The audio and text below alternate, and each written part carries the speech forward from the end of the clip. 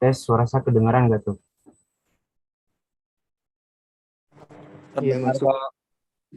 Oke, baik, terima kasih. Saya ucapkan selamat bergabung kembali. Kita sekarang melanjutkan yang tadi ya, terus tadi. Oh ya, untuk tugas yang setelah UTS belum ya, nanti mungkin insya Allah minggu depan kita akan berikan tugas itu. Sama ya, konsepnya ya dikumpulkan sebelum UAS ya, di pertemuan kita ngikut kampus, jadi pertemuan 16 berarti pertemuan 15 bisa buat slotnya, bisa buat slot untuk pengumpulan tugas.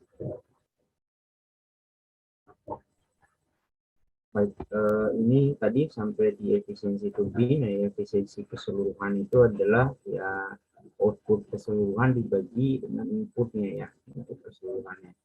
Nah, di sini input keseluruhan atau output keseluruhannya dulu itu adalah tentu harus diukur ya. Dayanya itu harus diukur. Ya, tadi ya gunakan dinamo sama taksometer untuk mengukur putaran sama torsinya, kemudian diperoleh daya turbin. Lalu bagaimana efisiensinya? Efisiensinya itu lalu bagaimana dengan inputnya? Inputnya ya dari keseluruhan potensial dari airnya. Ya, seberapa besar potensi airnya itu, yaitu menjadi pembaginya. Maka diperolehlah nanti efisiensi keseluruhan. Efisiensi keseluruhan itu ya tidak lain ya tidak bukan adalah merupakan gabungan dari efisiensi hidrolisnya dan efisiensi mekanisme. Seperti itu.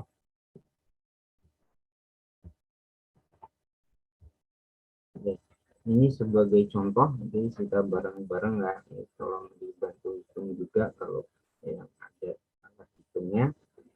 Di sini suatu turbin terpal menghasilkan daya 4.500 dengan head 100 meter dan efisiensi keseluruhan 85%. Tentukan diameter nozzle jika koefisien kecepatan untuk nozzle adalah sebesar 1. Nah, di sini tentu data yang diberikan ya, ada data daya, kita tulis saja P ya, walaupun di beberapa buku lain ada yang menulis W dot ya, saya tulis P 4.500 horsepower, kemudian head dari I atau dari sumber dayanya itu adalah H sama dengan 100 meter, kemudian efisiensi keseluruhannya itu adalah 85 atau 0,85. Lalu tentukan diameter nozzle jika kecepatan untuk nozzle sebesar koefisien kecepatan sebesar 1. Jadi di sini kita diberikan koefisien kecepatan, kita tulis saja koefisien kecepatan Kp gitu. Untuk PC faktor kecepatan, terserah saja, yang penting nanti dideskripsikan dulu ya, tergantung masing-masing mau menggunakan simbol apa saja ya, ini enggak mengikat ya kecepatan, koefisien kecepatan ini tertulis Kp itu sama dengan 1. Nah, lalu kemudian ada yang ditanyakan itu adalah diameter dari nozzle-nya ya. Diameter nozzle kita tulis saja dn. Dn diameter nozzle.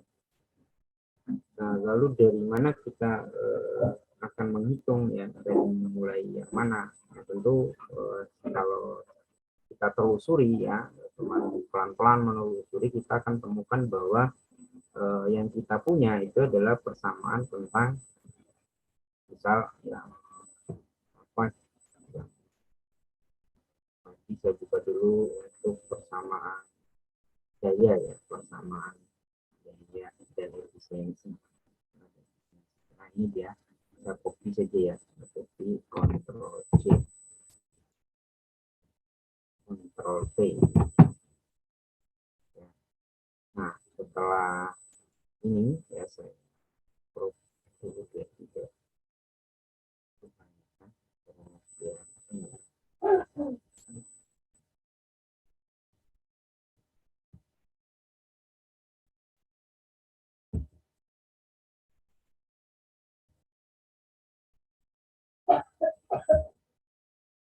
Ya, prop ya, ini adalah rumus dari efisiensi ya. Efisiensi perubahannya adalah sama dengan tulis ya.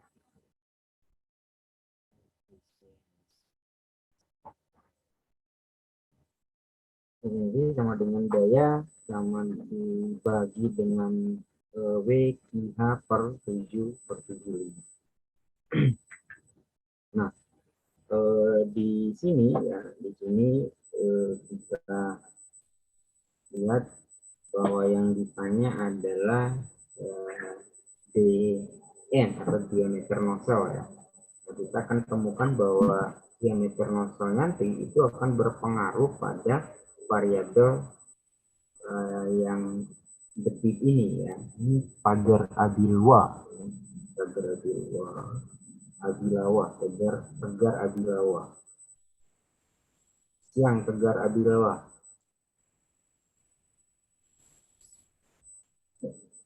Enggak Jawa semua tegar. Baik, kita lanjutkan ya. Jadi dn ini akan berpengaruh pada debit ya, karena debit ini ada yang tahu persamaannya, debit itu kan sama dengan P dikali dengan luasan ya. Maka ini kan muncul tuh luasan itu ya korelasinya dengan dia diameter. Nah, luasan yang dimaksud ini itu luasan penampang. Luasan penampang P ini adalah kecepatan dari aliran tersebut. Nah, ini kalau kita mau cari diameter nozzle, artinya pertama kita temukan dulu kecepatannya dan debitnya ya. Baik, pertama kita cari dulu debitnya ya. Debitnya berapa? Debitnya itu bisa dicari dengan memasukkan nilai-nilainya ini. Kalau efisiensinya 0,85, kemudian dayanya sudah ada yaitu 4.500, kemudian W-nya ini adalah nilai karena row G ya. Kalau di persamaan yang bawah tadi saya tentukan row G gitu ya. Nah, kalau ini W ya. Nah, kalau misalkan nilai row-nya 1000, kemudian G-nya itu adalah 10 atau 9,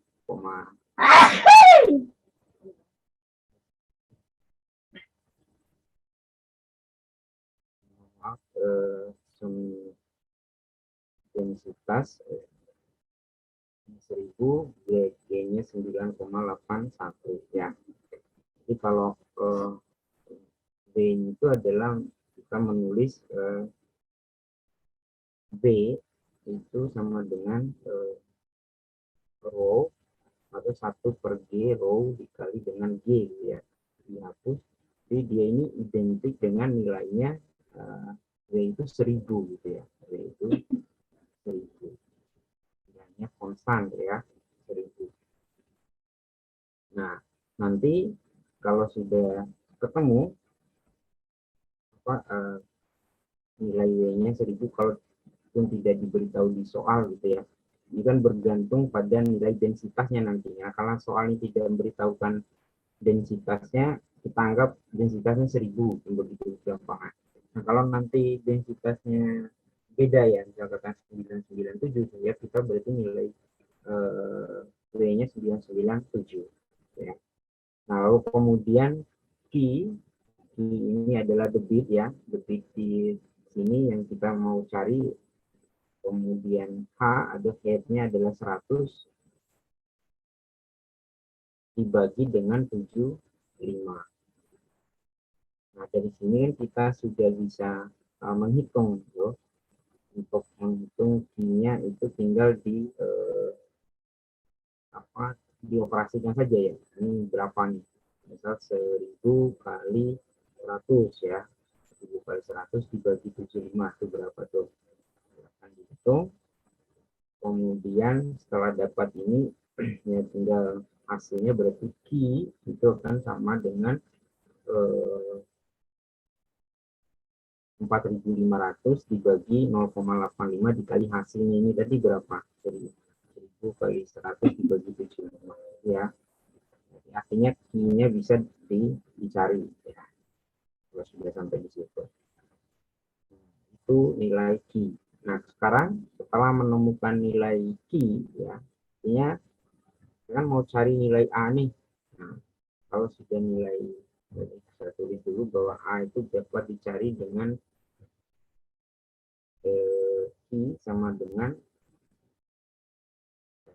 A sama dengan I per T gitu ya. Artinya Q-nya sudah kita ketemu, sekarang tinggal T atau kecepatannya. Saya pakai slide saja. Oke, kita pakai tadi. Ini tadi T. Nah, informasi yang kita peroleh untuk menghitung T itu adalah ini, yaitu koefisien kecepatan untuk nozzle, yaitu sebesar 1. Nah, konsepnya sama seperti yang di pompa bahwa kecepatan nozzle itu menunjukkan, jadi kalau kecepatan tanpa nozzle, jadi kecepatan jatuh bebas dari sebuah aliran air itu kan akar 2GH. Ya, akar 2GH itu adalah kecepatan benda jatuh bebas. Nah, kemudian tadi ada kecepatan di nozzle ya, saya tulis saja Vn itu ada yang kita mau cari itu berapa. Sementara koefisien kecepatan atau Kv tadi adalah 1. Nah, koefisien kecepatan ini maksudnya adalah perbandingan antara kecepatan di nozzle dan kecepatan yang tanpa nozzle gitu ya. Kv itu sama dengan V ya, atau Pn ya. Kecepatan di nozzle dibagi dengan kecepatan jatuh bebas atau sama dengan sorry.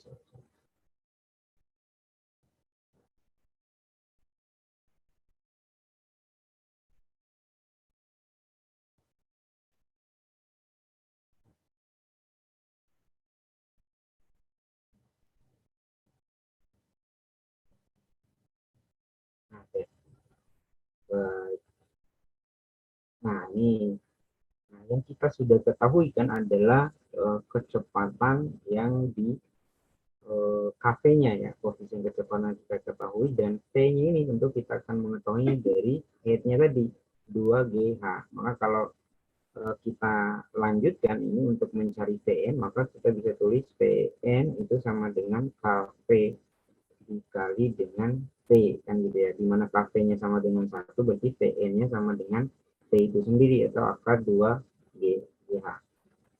Nah, akar 2GH itu kan tinggal dimasukkan angkanya D dikali 2 dikali 9,81 dikali dengan head-nya yang 100. Itu berapa? Maka dapatkan nilai T-nya. Nah, setelah ketemu nilai T-nya sekian, maka tinggal dimasukkan ke persamaan tadi untuk mencari A itu sama dengan I per T. Nah, setelah ketemu A, ya mau cari diameter kan, hubungan luas lingkaran dengan diameter kan, misal itu A sama dengan pi per 4 T kuadrat dan begitu ya. Nah, dari sini sudah ketemu A, maka tinggal mencari diameter dari hubungan ini. Maka diameternya berapa jadi? Diameter T kuadrat pi gitu ya, sama dengan 4A. Berarti D itu sama dengan 4A per pi diakarkan. Nah, maka dapatlah nilai diameter nozzle yang diperlukan untuk menghasilkan daya yang seperti tadi. Yaitu yang pertama. Kemudian untuk contoh soal yang kedua, ya, contoh soal yang kedua itu ada suatu turbin Pelton mempunyai bucket semi sirkular, kemudian bekerja pada head 140 meter, berputar pada 600 rpm, detik melalui motor sebesar 50 liter per detik, dan diameter turbin sebesar 60 cm. Nah, tentu kita tuliskan saja data yang diberikan, datanya apa saja. Datanya itu ada head itu 140 meter, kemudian berputar pada 600, artinya N ya, 600 rpm. Kemudian ada debit melalui nozzle itu sebesar 50 liter per detik. Ada debit di sana, kita tulis saja key ya untuk debit 50 liter per detik. Kemudian ada diameter turbin kita sebut saja D ya, diameter turbin sama dengan 60 cm. Nah, agar kita bisa menggunakan persamaan yang tadi ya, persamaan yang ditulis tadi adalah dia dalam satuan akhir watt ataupun horsepower gitu ya, ataupun HP. Nah, tadi untuk satuan-satuan yang variabelnya itu dia dalam meter gitu ya. Kalau H ini ada 140, ini rpm, itu harus diganti dulu dalam meter. Misal untuk yang ini 50 liter per detik, ya kita ganti dulu ke meter kubik per detik. Satu meter kubik itu kan 1000 liter gitu ya, bagi 1000 gitu ya. Kalau bagi 1000 ini 0,05 meter kubik per detik. Kemudian ada D, ini ke meter kita bagi 100 berarti 0,6 meter. Kemudian apalagi ya, nah untuk RPM nanti kita masukkan saja ke operasinya, tidak perlu dibagi dulu, tidak perlu dikonversi dulu ke sudut putaran atau ke omega ya. Nah, setelah dapat itu, maka pertanyaannya adalah daya yang tersedia pada nozzle, kemudian efisiensi hidrolik.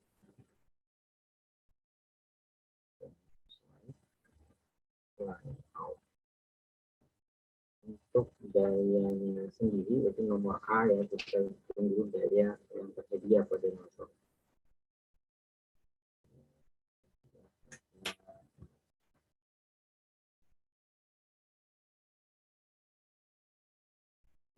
A, daya itu sama dengan, ya tulis P ya. Ya tinggal kita ambil rumus yang tadi. P sama dengan I A dibagi dengan 75 gitu ya. Dan nilainya sudah ada semua.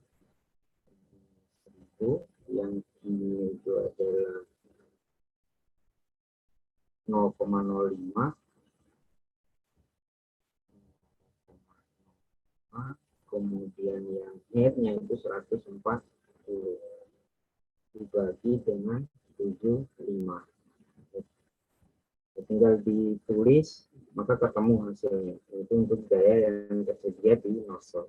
Nah, sekarang itu yang ditanya adalah efisiensi hidrolik. Efisiensi hidrolik ya kita gunakan persamaan yang tadi, efisiensi hidrolik kita sebut saja kita sebut saja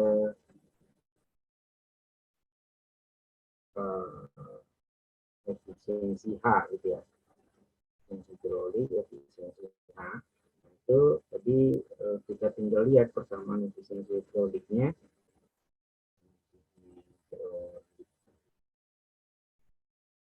Nah, ini ya, hidroliknya adalah yang terus saya coba potong dulu ya.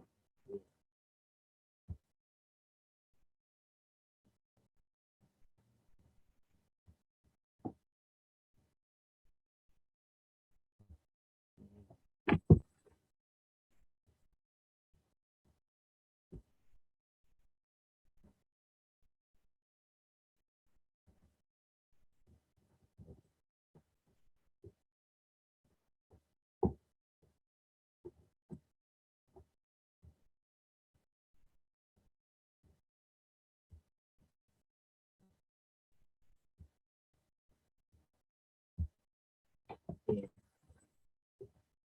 Nah, saya oke. Persamaan yang dipakai adalah ini ya. Nah, untuk dapat menggunakan persamaan ini tentu variabel-variabel yang harus dicari adalah kecepatan tangensial dari bucket, kemudian ada kecepatan masuk dari fluida. Nah, dan cos theta ini adalah ada kata kuncinya itu adalah semisirkular. Maksudnya semisirkular itu ya benar melengkung gitu ya, melengkung 180 derajat. Jadi theta-nya 180 derajat. Nah, berarti yang perlu kita cari adalah P dari yang perlu kita cari adalah kecepatan tangensial bucket dan kecepatan dari fluida.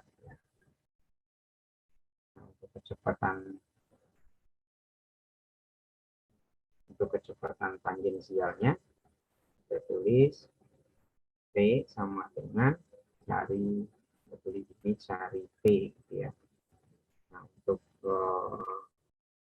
yang P besar dulu ya, P besar dulu kita cari ya sama dengan menggunakan yang tadi ya, di mana bahwa di sini diinformasikan ke kita bahwa koefisien kecepatannya ya Kp-nya seperti di sini itu sama dengan 0,98.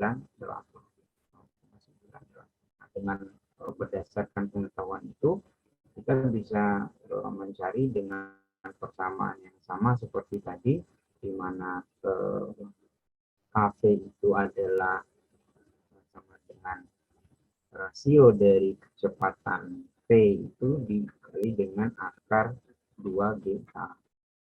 Nah, lalu setelah ini, kalau kita mau cari kecepatan P sama dengan K dikali dengan akar 2 beta. Ya, tinggal dimasukkan ya, K-nya 0,98 dari soal AP ya, P, kemudian dikali dengan akar dari 2 B9,81 dikali dengan H-nya jadi 140. Tinggal dimasukkan ya, nilainya dapat P yang airnya, kecepatan semburan dari nozzle itu adalah segini. Nah, kemudian selanjutnya saya ingin slide lagi bahwa kita dapatkan tadi kecepatan semburannya. Sekarang kita lanjut ke kecepatan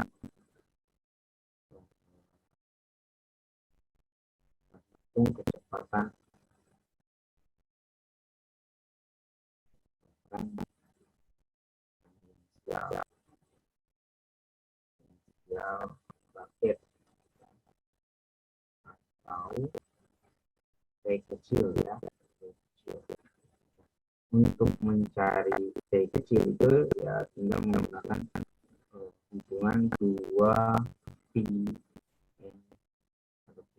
per 60 ya. Karena tadi yang diketahui adalah rotation per menit ya, maka kita buat yang jadi radian per detik.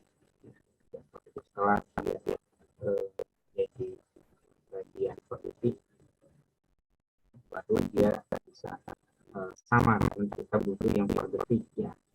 Kalau tadi yang diketahui bukan radian tapi radian, jadi 60 itu kan ya.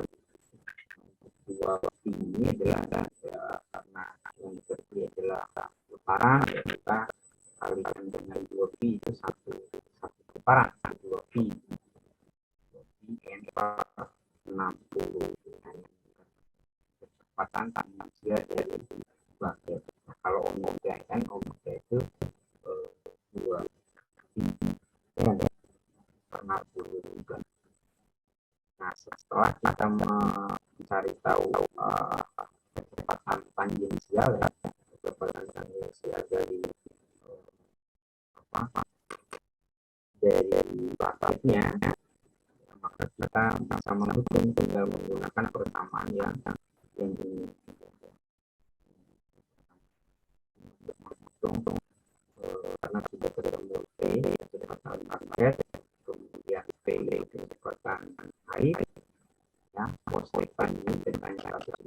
dulu masukan-masukannya, maka diperoleh. Nah, kemudian untuk yang terakhir, ini saya simpan akan dibacakan nanti jika ada yang tidak mengerti silakan ditanyakan ya. Intinya baru muncul setelah mengerjakan soal yang disebutkan di kerjakan dulu soal dulu, silakan boleh ditanyakan ya, approve ya apa yang baca.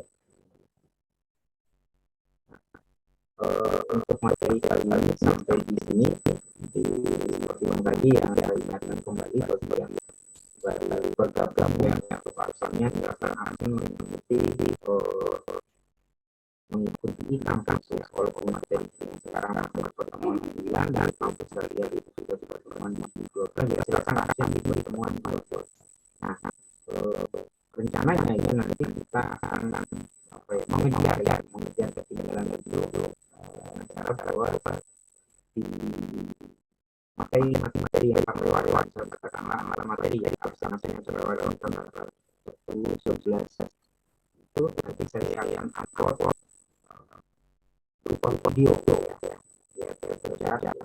Nah, nanti untuk materi ini kita akan masukkan ke pertemuan 9 ya, tanpa video jadi kita katakan ya untuk nanti di 10, 11, 12-nya ya akhir nanti pertemuan 11 itu ya sudah ada sesuai ya yang ada kampus ini sudah 12 itu hasilnya ya pertemuan materi yang masuknya 13, 14 dan 15 itu terus diajar ya setara kurang seperti itu bisa saya sampaikan. Tidak jelas ya, tinggal kalau jelas